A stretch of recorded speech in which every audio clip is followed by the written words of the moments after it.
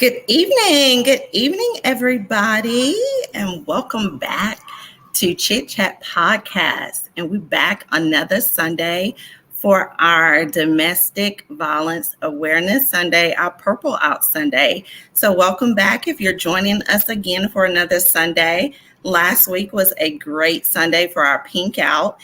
If you joined us last Sunday and you're coming back for this Sunday, it's Purple Out. So thank you guys for joining us again. And I'm so excited for this week because this is another important week.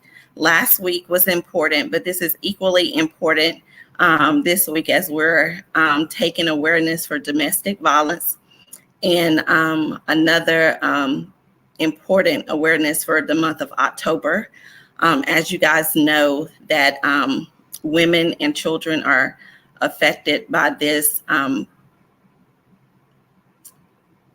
tragic awareness for the month of October. So we're going to get into our theme for this podcast today with our panel guests. But I want to give a few statistics before we get started because I want to kind of bring this home to some of us. I know that we hear domestic violence and some of us be like, it don't pertain to me. So I don't kind of worry about that kind of stuff. But listen to some of these statistics that are out there. So as you know, October is declared Domestic Violence Awareness Month. And this was established back in 1989. So this is nothing new, guys. Nothing new at all. 1989. So this just how long we've been enduring domestic violence and the importance of it. So more than 10 million abuse victims annually. So you're talking about 10 million abuse victims annually. This is what we're dealing with domestic violence. So that means that's 1 in 3 women and 1 in 4 men are physically abused by their intimate partner or spouse annually a year. So this is an average about 20 people who is physically abused every minute. That is crazy. 20 people who are physically abused every minute. And although there's been some progress in advocating for domestic violence and things that are happening right now. And over the years since 1989, since the awareness has been established, we still have a long ways to go. There's been some things that have progressed and things that have been in place, some laws that's been put in place for victims and survivors and things, still in place are in the works to still advocate for children and women and elders and teens to help support and speak for victims and to those who lost lives, who no longer have a voice for that. So today we're going to have that opportunity to listen to some of our panel guests who are in the fight for those people. We have some special people. One who will get an opportunity to give you a chance to see what she do every day. I'm gonna give her an opportunity to give you her bio. This is her job day in and day out. She's a lawyer that if you have an opportunity to get to know her or get an opportunity to see one of her workshops, whether it's for the teens or for the elders, trust me, you will definitely want to definitely have an opportunity to have somebody else bring somebody to see that, whether it's a neighbor, a friend, or a relative or somebody you would want to. I've brought my daughter, I brought my nephew, my son. So it's a blessing. It's so much knowledge, so much information that you want, not only for yourself to be able to know and impart in others to know, but it's just so much. that her and the services that her office and her organization provides that we need to know. And so she'll be able to provide you with that information. We have another guest who's going to provide information from the military side. We have communities that are full of military people who may need to know information. There are so many military spouses and families who are, within our community that have a loss for words. They don't know how to reach out. They don't know who to reach out to. They're away from families. They don't know if they need to reach out to people in the community because they don't know people. So they need to know what their resources and stuff are. And so she's going to be able to give us some information on that. So those people have opportunities to know what they need to do. And then, guys, we have a survivor who's here to tell her story. She's here to be the voice of those who wasn't able to tell their story. And I want you guys to be able to be here to listen to her and be her support, because guess what? Somebody wasn't able to be here to tell their story. So I want you guys to be able to listen to her and let her voice be the voice of those other victims. So without further ado, I'm going to let the first voice you hear, I'm going to let her give you a quick bio of herself. But that would be the lawyer, Ms. Tamika Daniel. I'll let her come on, and she'll be followed by the advocate, Shante Carter, which would be the military advocate. And then lastly, it will be the survivor, Yolene Williams. And then shortly after Yolene Williams do her bio, I will let her go into sharing her story. Good evening. My name is Tamika Daniel. I'm excited to be here with you today.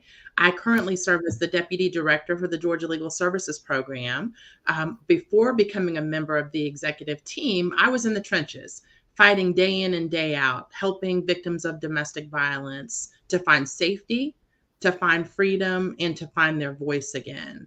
Being able to go into court and be that voice for the voiceless was something that has inspired me to continue to do this type of work. And I really applaud you for bringing this issue up to your audience. Thanks for having me. Thank you. Thank you.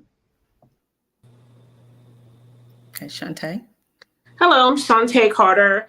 I was a military victim advocate for domestic violence and sexual abuse from probably around 96 to about 2008 when I decided to go into health care administration.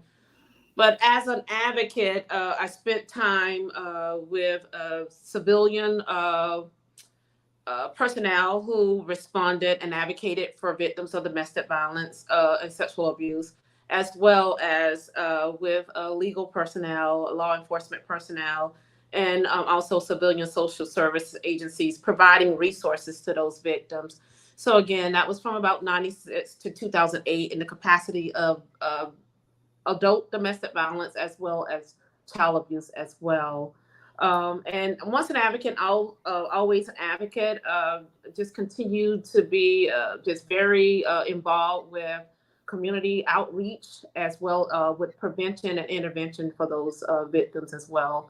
And so as a military spouse myself, as well as a former advocate with the Family Advocacy Program, I just wanted to provide just information and resources for those families on military installations, and also those families that are married to those military personnel.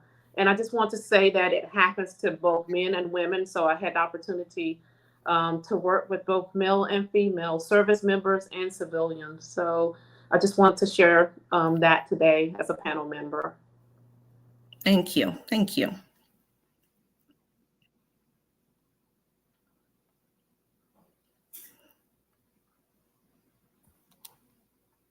Miss Yolene.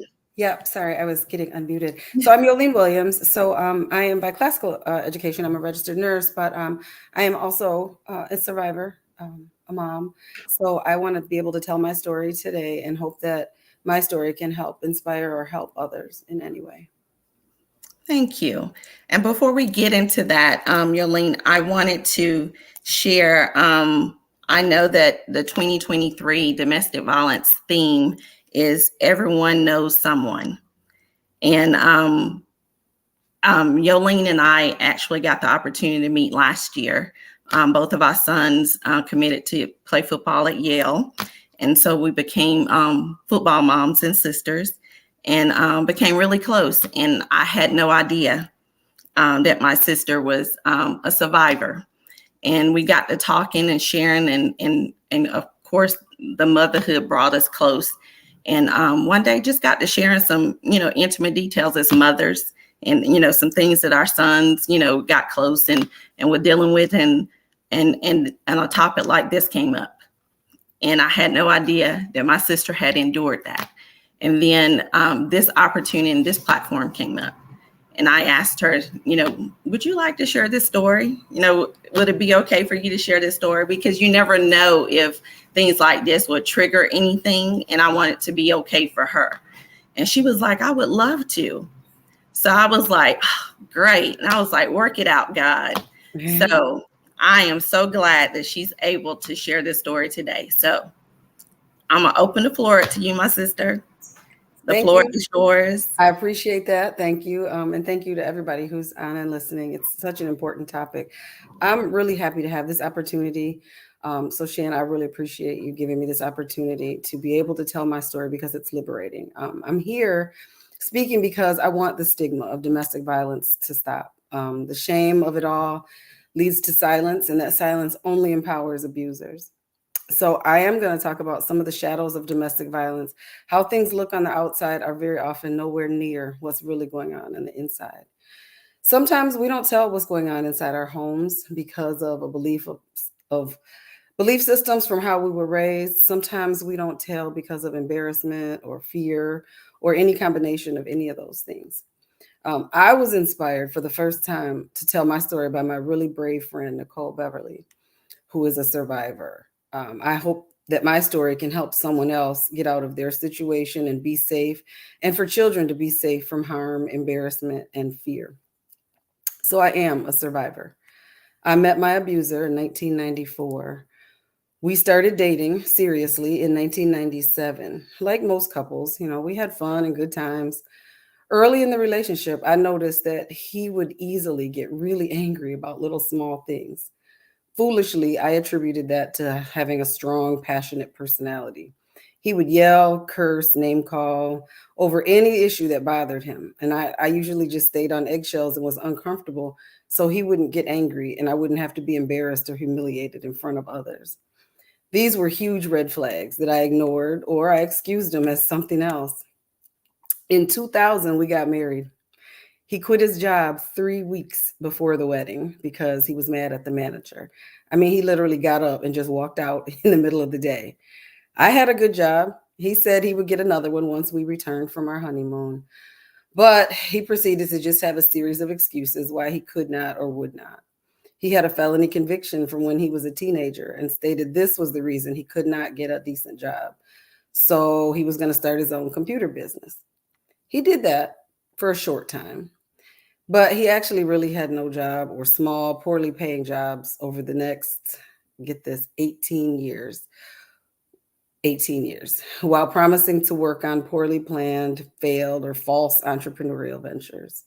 He mostly hung out with friends and he lived off me, all while criticizing my hard work. Jobs are for suckers, he said. More huge glaring red flags. I remember the first time that he hit me. He cried after. He was so sorry, he said. He brought me ice for my bloody nose and black and blue lip. I loved him. I wanted to believe his apologies, his plans. I believed in us. Over time, he was increasingly verbally, emotionally, physically, and financially abusive to me. He was verbally and emotionally abusive to our children many times. I made him apologize to them. Yep, to them. But he said most of the time it was our fault for doing things that made him angry. I continued to grow and advance professionally. I was already a competent and experienced registered nurse. I completed my master's degree in organizational leadership and administration. I became a nurse educator, then a nurse manager, and then a director in a major health system. So surely I could not be a domestic violence victim, right? I was elected to our local board of education, and eventually I became president of that board of education. I served on that board for 13 years. Again, there's no way I could have been a domestic violence victim, right?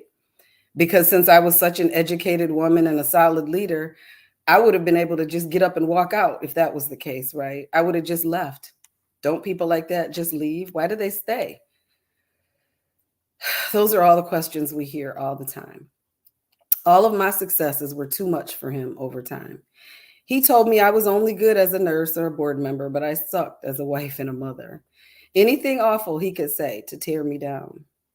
Over time, this chips away at the self-esteem when you hear bad things from people that you care about. I woke up one day and I didn't even recognize who I had become. I had been slowly brought down into this person I no longer knew. Others spoke highly of me, complimented me. I took great care of our children, our home, and him. When my children and their friends loved me so much, he said it was because I was a pushover. I was stupid. He told me no other man would ever want me. He said awful and embarrassing things to and about me around others in attempts to humiliate me. Again, a successful professional woman would just leave, right? I was not a domestic violence victim. I just had this man with a bad temper. So I kept telling myself, but at my core, I knew. I was embarrassed. I didn't know how to get out or what to do. I didn't even know where to begin. So I just kept it all secret. I made excuses for every single event that happened. Everything he did, everything he said, I kept hiding it. I tried to hope and pray he would and could change. I prayed with him, for him. One night, he thought my best friend was trying to convince me to leave him. She wasn't, but he thought that because we were talking low and laughing and he couldn't hear us. So surely we had to be plotting about him. That night, after she left, he dragged me out of bed, threw me around, ripped my nightgown nearly off. That was the first time that he got a gun. He walked around yelling and threatening as I sat naked from the waist up, crying and trying not to wake my kids sleeping in their rooms up the hallway. He cried that night too. He was so sorry, he said. He was afraid of losing me. He had not pointed the gun at me, so somehow I let that be the excuse to forgive that time, as though somehow that made a difference. Fast forward to 2019. I knew I was miserable. I knew I wanted out. I just didn't know what to do. I didn't know how. He had not paid bills. He had cost me money. I was so embarrassed for people to know what I had tolerated for so long. I was embarrassed for people to know about the life that I was living. February 22nd, 2019, he was really angry about yet another false narrative that he fabricated due to what I now know was his own low self-esteem. The yelling began, then it got physical. That night ended with him standing over me as I was on the floor that he had thrown me down on, pointing a shotgun at my head, yelling, "This is it for you. This is it." My then 14-year-old son was there, yelling, crying, begging his dad not to pull the trigger. My son is the only reason that I am still alive today. And so people know now why I call him my real life superhero. We told his then 15-year-old sister everything later that night. That was the last day that my ex-husband lived in our house. My divorce was final February 28th of 2020. He cried many days and apologized, begging me to come back to him. But I had long since learned the fallacy of those tears, so I was not moved. He would get angry right after that when I wouldn't participate and I wouldn't take him back. He would pretend to have like extremely selective memory of things that had happened or things that he had said, gaslighting. So what I learned is that domestic violence has absolutely no demographic. Anyone can be a victim. I am a survivor. My children grew up in a household no one knew they were growing up in. They are the survivors. So losing the stigma of this embarrassment has been so liberating for me. I still cry when I tell the story, sometimes mostly because of my children. But I encourage everybody to remember that people and things are not always what they seem. I'm eternally grateful for all the people that helped me and my children to get through. We're all so much better now. So thank you. I hope that my story can help someone else.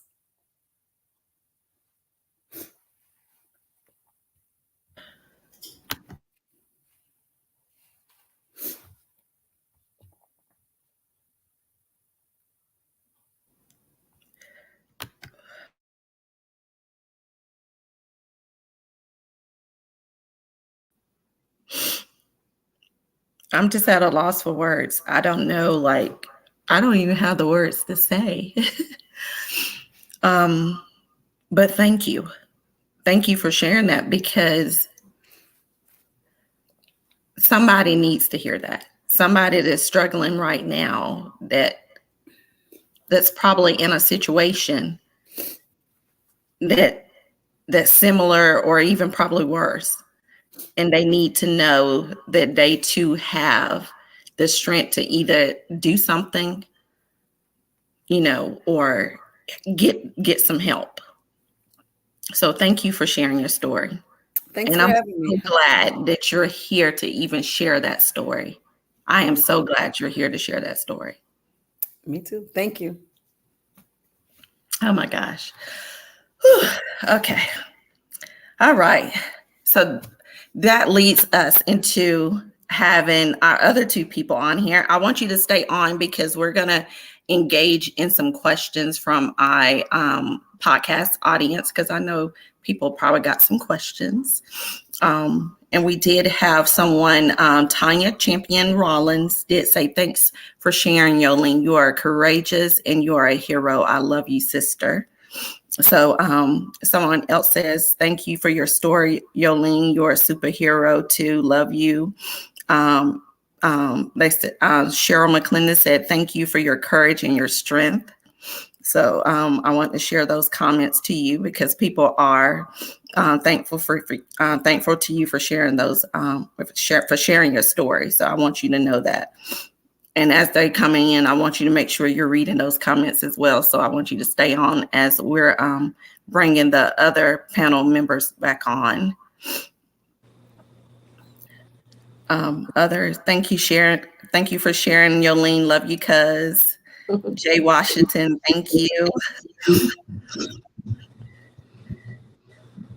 Okay, so welcome back, Tamika. It's Tamika Daniels and Shantae Carter. I'm not sure you guys were able to hear Miss Yolene Williams' story, and I know that you guys have probably heard stories like this countless times because you guys are advocates for these situations all the time.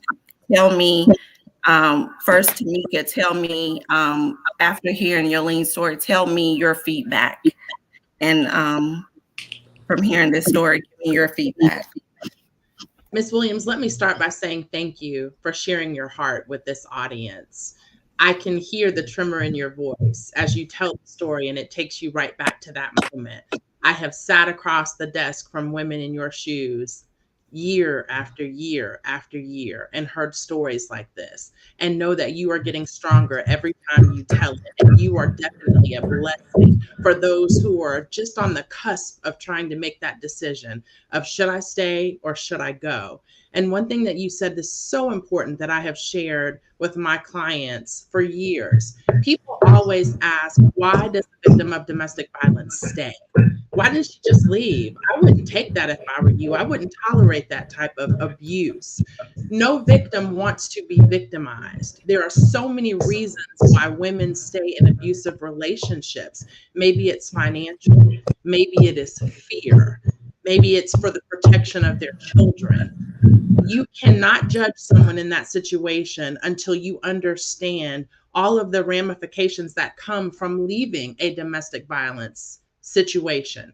It's not an event, it's a process. There are certain systems that have to be put in place so that when that victim decides to break free from that relationship, they will be protected. Because the most dangerous time for a victim of domestic violence is when she finally decides to leave. And that's why you hear these things about murder, suicide. So you have to put a plan in process and make sure that you have proper support systems so that you can leave and not feel forced to return to that relationship. So thank you so much for sharing. I think that was an awesome, awesome testimony, and I hope you will continue to do so. And Tamika, I'm glad you said it's a process because it reminds me of the movie Enough with Jennifer Lopez. I mean, I think a lot of us have probably watched that movie, but it was a process. She had to have a plan in place for her and her daughter. And every time that she thought she had a plan in place, you know, something came up. He was trying to find her. And so there was another plan, you know, it was strategy, you know, and to the end, she still had to fight because every plan was diverted. So, you know, you have to have a plan. And it's a process, it's an ongoing process because at the end of the day, if you have someone, you know, sometimes your abuser or your aggressor may not want to give up. You may not say, you know, I'm not willing to let you go. Some people are like, no, you're mine. I'm not willing to just let you go. And it's not that easy. So, you know, you might have to fight like that or fight for your life like that. So, you know, I'm glad you said that it's a process. It's not as easy as some people think, oh, you can just leave. So you're absolutely right. Imagine if you came home tomorrow and someone said, in order to protect your life and the life of your children, you're going to have to pack up. You're going to have to move to another state. You're going to have to find a new job in that new state, get your kids enrolled in a new school, have first and last month's rent in this place where he doesn't know where you live, provide yourself with food, get your electricity established, get all of your utilities hooked up, and start over in a 24 to 48 hour time period. How many of us realistically would be prepared for such a daunting task as this? But yet we still ask the question, why does she stay? When the real question should be, why does he feel like it's okay to abuse her? Let's shine the light on the person who's causing the problem. And that's the abuser. Let's find out why he thinks it's okay to think that he can put his hands on someone that he professes to love. Exactly. And Shantae, I want to go with you to get your feedback, you know, after hearing Yolene's story. Yeah, Yolene, thank you for sharing. You know, I've heard so many countless number of women from all background, professions, race, gender, and just and as you said, it takes time, you know, and each time you share your story, you know, the strength, but it's just a support and a testimony to so many women that are still in those situations. But, you know, as far as working with military families, there's a culture with the military, but it's changing. It was so often that once a victim reported instances of domestic violence / intimate partner abuse, it became a command problem. And the command so often protected the military personnel. In the early 2000s, the military established a restricted / unrestricted reporting, where with restricted reporting that there were only certain personnel that were involved in helping a victim separate from a batterer or an abuser. And so with that report, it was only to family advocacy personnel, health personnel, as well as victim advocates. And so as a victim advocate, what we would assist victims that were still in a situation with resources. And some of those resources was to help that victim separate from the batterer by going to shelters, helping with military protection order, civilian protection orders, as well as support groups as well, because sometimes there were families, children involved. So we just wanted to also make sure that the children were safe. And with this restricted reporting, it made it safe for victims, and they felt that they had an advocate or a resource other than depending on that command or those service personnel that oftentimes were very biased and supported service members. So, hearing the story, and it's difficult to leave, and sometimes it is difficult to leave. You have overseas, they were isolated from family, didn't know anyone, and didn't know their rights or resources. So, Tamika, to have, legal personnel and law enforcement that were there for victims and as a resource, we pulled on that. We partnered with those outside resources to provide those resources. I just want to say there's a change, because there was a stigma with the military, but there's a big change now that they realize that those victims needed to have resources and voices and personnel that could hear them without becoming a command's business. So again, it made the resources more plentiful, and it made those victims stronger in knowing that they had support. And so yes. That's good to hear, because you hear a lot of that. A lot of things went unreported. Yes. Because people like, nothing's going to get done because the command is just going to sweep it up under the rug, to keep the command for not looking bad or whatever. And a lot of things went unreported for years, for things that, was, and people, there's a lot of PTSD issues going on for years that women have suffered because so many things got, swept under the rug for sexual abuse and sexual assault, that now people are looking at, because, suicide rates was up, PTSD rates was up, and BA records were so high with those rates. And they had to say, hey, we got to start looking at this, because, things were being swept under the rug so much, and these rates were started rising. We got to start looking at this. There's a trend with this. So why isn't this being looked at? So, yeah, I'm glad that the stigma is changing, because that rate was starting to reflect that. So that's a good thing. So, absolutely. Okay. So let's get into our questions. So first question, go ahead, Jada, you can pull it up.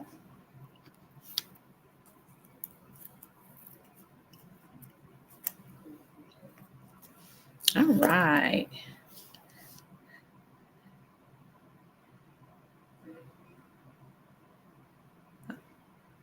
All right, so we're going to get into the first question. I'm going to start with Ms. Tamika. I know with the program which your job provides, not only with the domestic violence, with teen dating violence as well, you deal with another source of violence that deals with elder violence. Can you elaborate on that as well, with the source of everything that you guys provide, the teen dating violence and the elder abuse? Sure. So speaking specifically about elder abuse, that is a very vulnerable population that we see in our community. And it's a hidden one that you don't really talk about, because a lot of times they don't have the outlet we have. They are dependent upon family or caregivers to provide them their basic needs. But we've seen things in the form of elder abuse, whereas the caretaker will do things like taking their assistive devices, like their glasses or their walking stick, or withholding their hearing aid. And you'd think, well, why would someone do that? They're taking advantage of and manipulating these seniors, often for financial exploitation. So you see situations of, I'm not going to give you your medicine, grandma, unless you give me some money, or you give me your bank card, because I need money. Now, whether the person is addicted to drugs or whatever the motivation is, they know that they have this vulnerable adult that depends on them for their care. And so they are able to take advantage of them in that route. And because they're not as out in the community, people may not know. They may not be aware that grandma hasn't had her glasses and she's telling you she can't see. Well, why can't she see? well, they got broken and they won't fix them because I won't do what they want me to do. I won't sign over the deed to the house. When I give these examples, these aren't things that I'm dreaming of. These are cases that I've actually handled. And so we want to make sure that we have someone that's checking in on our elderly, because it's so easy for them to become exploited. So that's one piece of what we do. The other piece being the teen dating abuse within Georgia Legal Services, and shining a light in that area, which is so important. And the reason I started focusing on teen dating violence abuse many years ago, I spoke at a middle school. And at the end of a presentation where I was talking about dating violence, I had a young lady come up to me, and she was 11 years old. And she expressed to me that her 17-year-old boyfriend was physically assaulting her. And as a mother, I felt like I had been punched in the gut. I had so many questions. Number one, how are you dating at 11? Because my mother would have killed me. How are you dating a 17-year-old? How is it that this young man is putting his hands on you and he's still living and breathing, and nobody knows about it? Nobody was helping this young lady. So I made it my mission at that moment that we had to educate our community. We have to talk to parents on signs and things to look for when they're dealing with their young people, because it's an epidemic that no one is talking to our kids about. And they felt like they didn't have an outlet. So we worked really hard to try to create an outlet to have those types of discussions.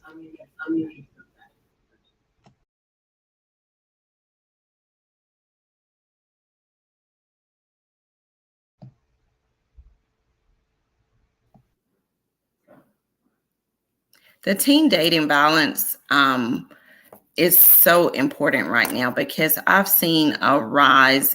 I've actually, if you go to the middle and the high schools now, you can walk around the campus and see the engagement of like students, whether they're couples or whatever, and you can almost see some,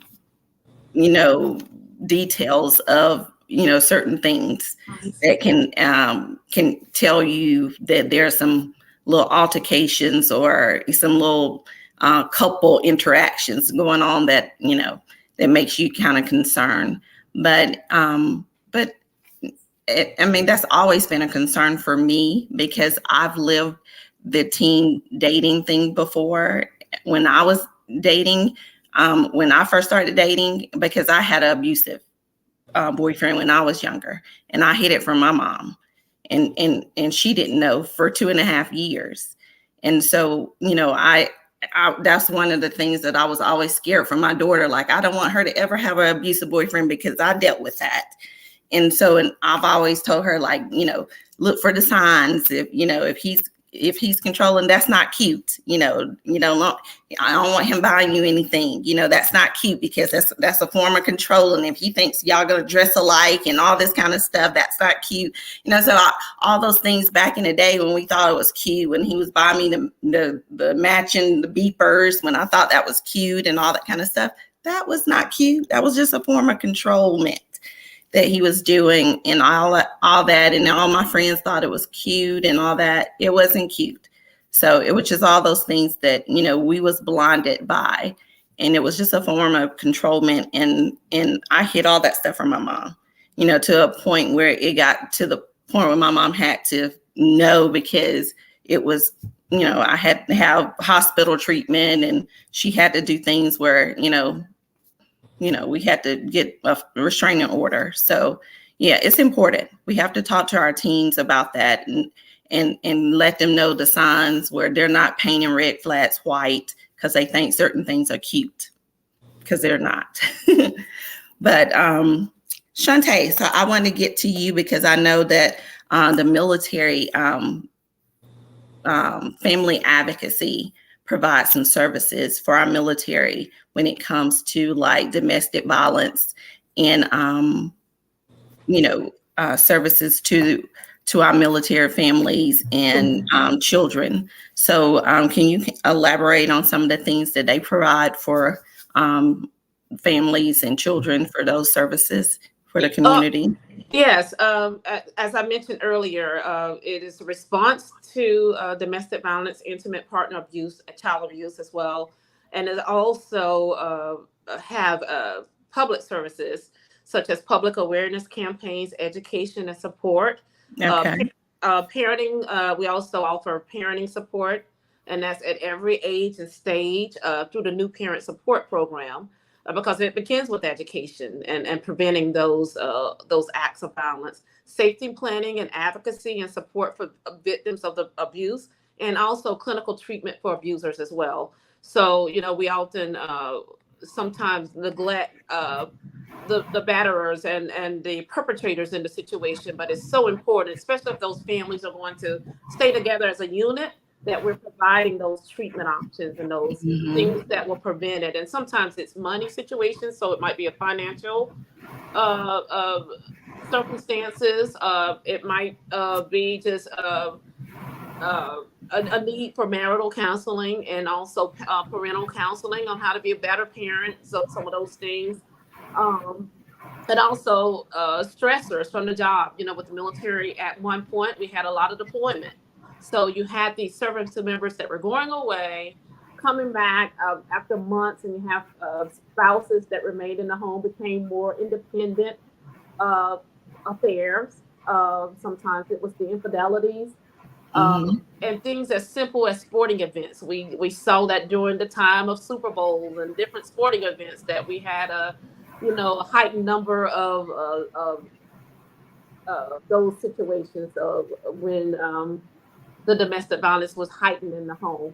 So those just educational resources to outside entities, such as legal representation of those restraining orders, shelters. So, and also just those campaigns that went, they just went, year wide, those campaigns to make sure that they were having preventive services available as well. But I think just more of a resource. The Family Advocacy Program is just a resource for families to help in those situations, preventive services, as well as those intervention services as well. Awesome. I know that one of our comments in the audience said Military One Source. You want to elaborate on that? Yeah. So a Military One Source is it's resources for military families. One of those resources is family advocacy. But Military One Source is a website that you can go to look at all those resources available to you. It's for job seekers, educations, those different classes and workshops, programs. With the Family Advocacy Program, they also, for those counseling sessions for families, those parental resources, if you need childcare, if you need just individual counsel, marital counseling, financial counseling, interventions. So it's just a resource you can go to for that military resource to see what's available for you and your family as well. Okay. Tamika, I'm going to turn back to you. Domestic violence has now taken a turn more serious, where people tend to turn more of a blind eye. It's like none of my business until something happens, and it's like it's a little too late to speak up. We're seeing more and more incidents where murder-suicide rates are more on the rise. Number of calls of abuse or notifications. If not, I'm sorry, I don't have my glasses on. More and more murder-suicide rates are on the rise, and a number of calls are abuse of notifications. If not, what can be done? More laws can be put in. What can be done, and what a number of calls are abuse notifications. If not, what can be done for more laws? And hold on, let me put my glasses on.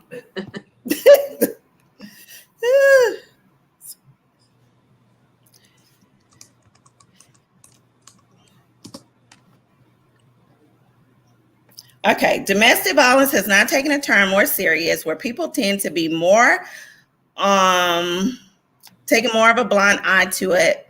It's more of a business until something happens more serious, or it's too late to speak up. We're seeing more and more incidents where murder-suicide rates are on the rise. What laws are being put into place to flag the protection of domestic homes after a certain number of calls or abuse notifications? If not, what can be done to do so? What I will say is that training in this area is so important. Law enforcement training specifically. Thankfully, law enforcement officers are receiving the training that they need. And so they understand when they get to a domestic violence call, they are trained to determine who is the primary aggressor. And that's really important because there were many years ago when an officer would come, and if he didn't have the proper training to determine who the primary aggressor was, his response was, I'm arresting both of y'all. Both of you are going to jail. And so as that message started getting out to the community, victims, as you could imagine, started saying, well, I'm not going to call the police because when I call the police, I'm going to get arrested. My children may go into foster care, and that's not something that I want. So they often suffered in silence because they didn't want that to happen. Thankfully, we are becoming a more educated society, and people are understanding that, yes, the police know how to properly investigate a domestic violence situation. And by doing things like raising awareness in the community, more people understand what domestic violence is, and they're more apt to speak out. We have to get over the stigma, as Ms. Williams said earlier, not talking about domestic violence because I'm ashamed. I don't want people to know my business. It's very cultural, especially in the Black community. That's something that we're not talking about.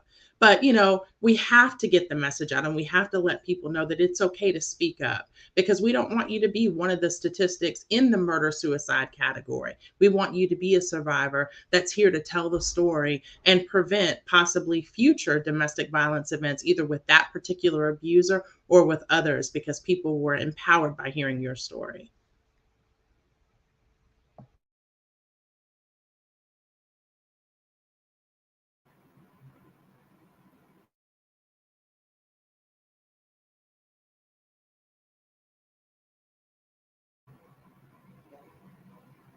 So what can you tell, if we have someone who's dealing with something right now, what can you tell her right now if she's listening, what she would need to do if she's in a situation right now? What will be some of the steps she would need to do?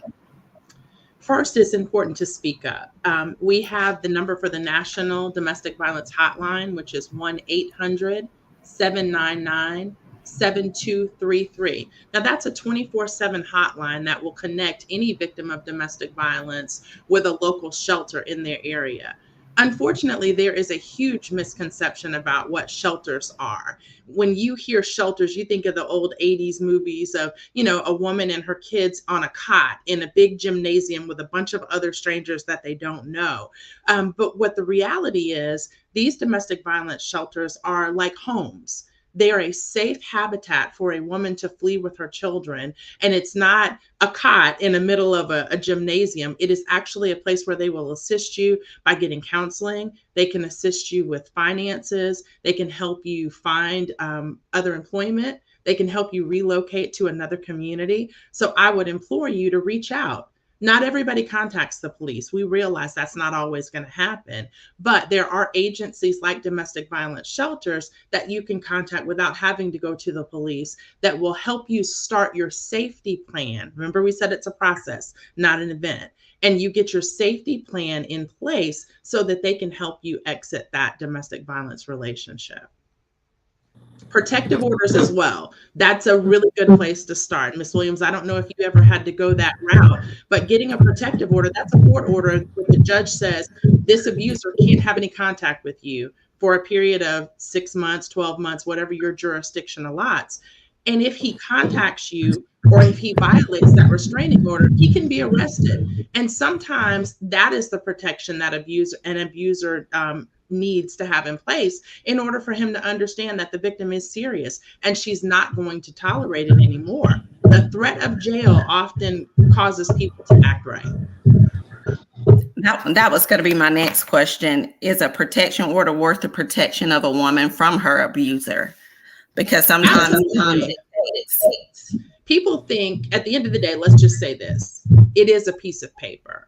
but it is going to give law enforcement a lot more power and authority to act when they arrive at a situation if you can show them that you have this protective order, because he's violated an order from a judge, and police take that very seriously. If he is found someplace where he is not supposed to be, he's going to jail. And that may be just the separation and the time that she needs to go ahead and kick that plan into high gear and say, okay, he's behind bars for 24 hours, 48 hours. This gives me enough time for me to start my process of getting out of this situation without having to look over my back until I can get out of the area and get safe. So what studies have shown is that when a protective order is in place, the violence is significantly reduced and sometimes stopped altogether. So where do a woman go for this protection order? So do she need to go to the police station? I mean, what's her step in going for this protection order?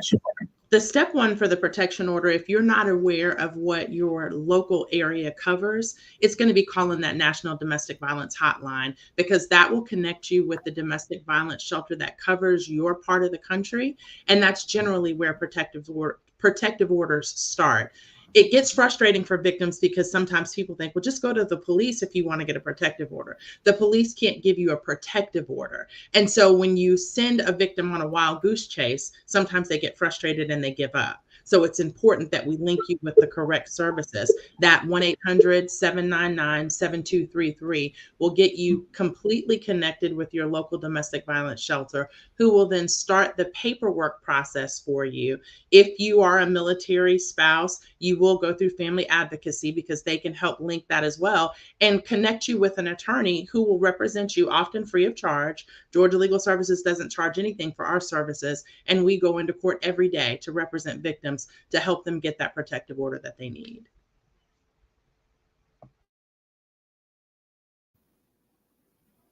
Awesome. Okay. At this time, I'm trying to see if we have any questions from our audience. So if we have any questions from our audience, this is the time that you guys can post your questions for our panel members.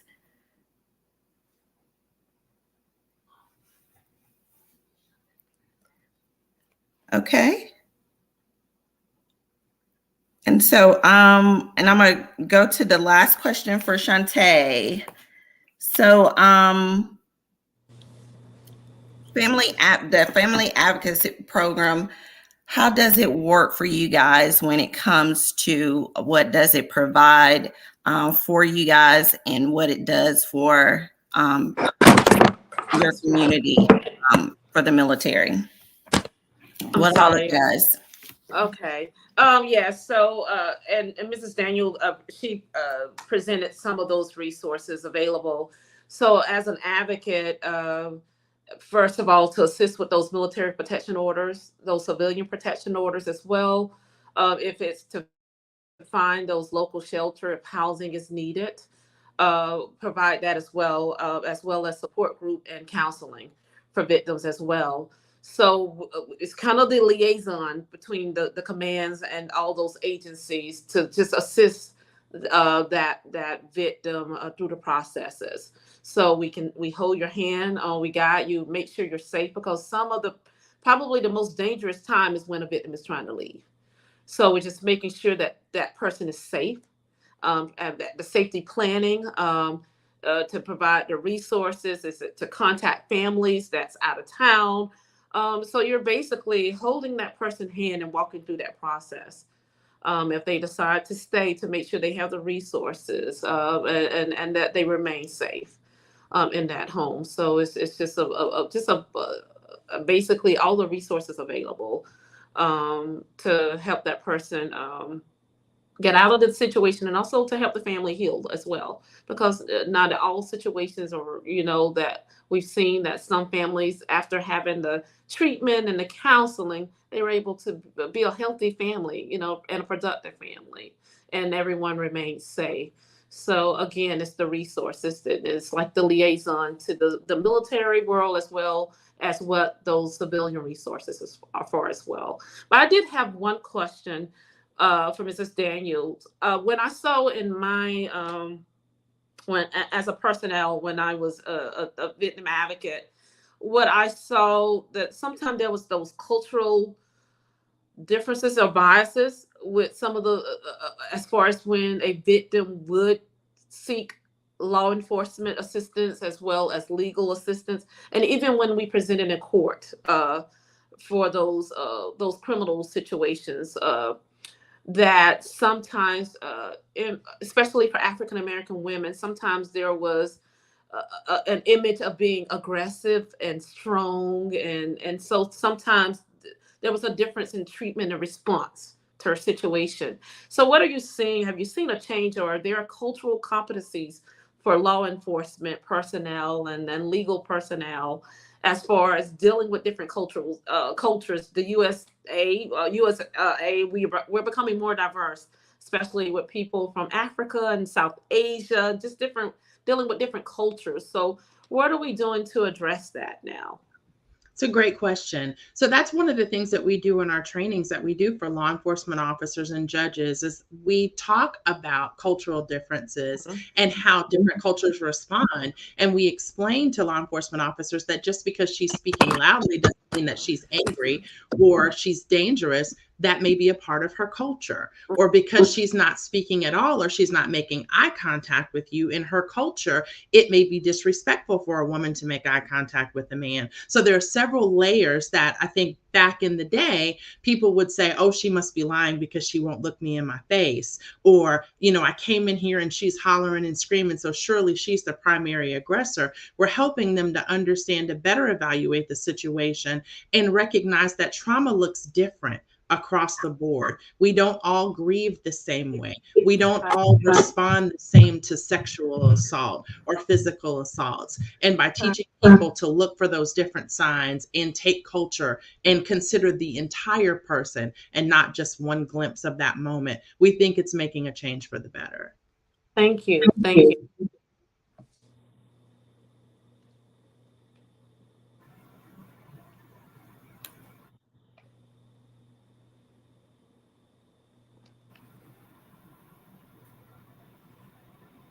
Thank you. So I want to take this time to kind of recap and go around the room and get some last minute remarks. And I'm going to start with you, Miss Williams. Do you have any last minute remarks? I'll just close with, people will sit at home and want to hide things, and there's all these stigmas, and to the point that they were just talking about the police and not calling the police. And a lot of times in the community, our community, it's you're calling the police on this Black man, or there's all these stigmas attached, and all these things that we worry about are things that we won't do. And I just encourage people to seek the help that they need, because no matter what you get told, no matter what stigmas, that ultimately you have to protect yourself and your children if you have any, because it doesn't get better. It doesn't get better. There's just time in between when events happen, and however long that may be, the next event is going to be worse than the event before. And so, yes, I did definitely try to get, personal protection order, and that's a challenge. And if you haven't called the police or done things, then there's some challenge in whether or not you'll be believed. Keep trying, call the police, make a record, get a paper trail, establish it. Those are things I did not do. And it made things much more difficult on the other side. And, all that gaslighting and the things you get told, because of the things that he had in his past, he made me feel really guilty. Like, if I called the police, how dare I do this to him? How dare I put him in the situation where we know, because he had this in the past, that he will be in even more trouble than, because it was never about what he had done. It was, if I call the police, I was the bad person. And so I guess my last words would just be to encourage people that even when you think that you're at your weakest, you're not, because it's really, you're the strongest staying in that and being there and doing all of that. And so the ability to get out and get yourself help, it's a big leap of faith, but it's well worth it. I am so Absolutely. happy that I did that now for myself and my children. Me too. Thank you. Thank you. Thank you. And we did have a question. I'm going to pass this on to any of you guys, but definitely to my lawyer, because she probably be able to answer this because she probably dealt with this a lot. I'm imagining that during the pandemic, created a very scary scenario with abusers staying at home as the aggressor. How much did murder-suicide increase? Did the pandemic increase murder-suicide rates during domestic violence? The pandemic increased all sorts of domestic violence rates, but we are just now seeing the ramifications of that, because think about it. During the stay-in-place orders, people were not going to work. They were not leaving their homes. So they were locked in with their abusers. We didn't learn about many of the domestic violence situations that were going on during that time until the world opened back up again and people felt safe going back to work and communicating what was going on in their homes. But yes, we did see a significant increase in domestic violence and murder suicides during the pandemic.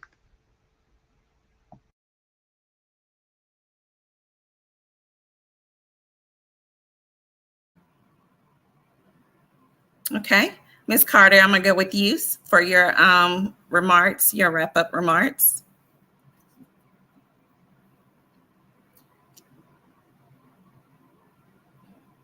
I'm on mute. I would just encourage anyone that finds themselves in a situation to seek help. You know, your world is at your fingertip. You can Google local domestic violence shelters. That's a way out. Victim advocates are 24/7. So I know the question was posed to Mrs. Daniels as far as the resources. They're 24/7. As a victim advocate, I responded to hospitals. I responded to courthouses 2, 3 o'clock in the morning.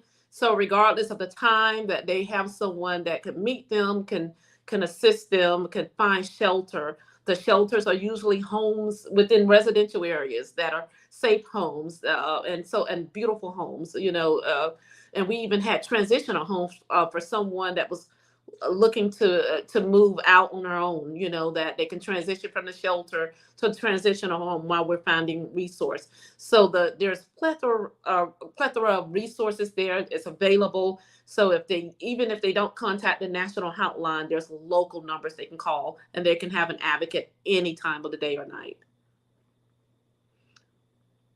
But I thank you for this platform. Thank you, Mrs. Williams. Thank you, Mrs. Daniel. I'll probably be reaching out to you because it's something that's, once you're an advocate, you're a lifelong advocate. And I just thank you for your work. So to have someone in the legal field that's really representing victims, I just applaud all your work and effort. Awesome. Awesome. That's what it's for. Mm-hmm. All right, Ms. Daniels, we'll wrap it up with you. I just want to end by saying everybody deserves a relationship that's free from domestic violence. You matter. Put yourself first and don't be afraid of being selfish, because you can't pour from an empty glass. Take care of you first before you worry about everybody else. Thank you so much for this opportunity. Ms. Daniels, she wants you to repeat the national number again.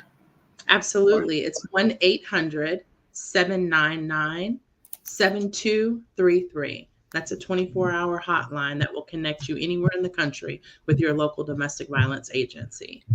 Okay. And all the resources, information will be put in a group. So we'll make sure we provide that. All the information that was provided on today's podcast, we'll make sure we put it in a group. So you guys will be able to come back in the group and get all that information that was provided today. So I want to thank my panel guests today for coming. Thank you guys so much. I am so grateful for each of you for your expertise, your information that you guys provided, your wealth of knowledge, your story, your voice. Continue to tell your story. It's going to be a blessing to so many.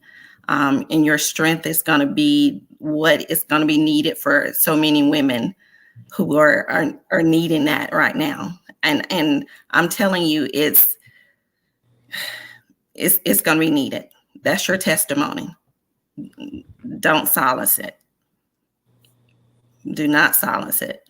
So, but thank you, ladies. I appreciate you guys. Please email me back your information, your mailing address.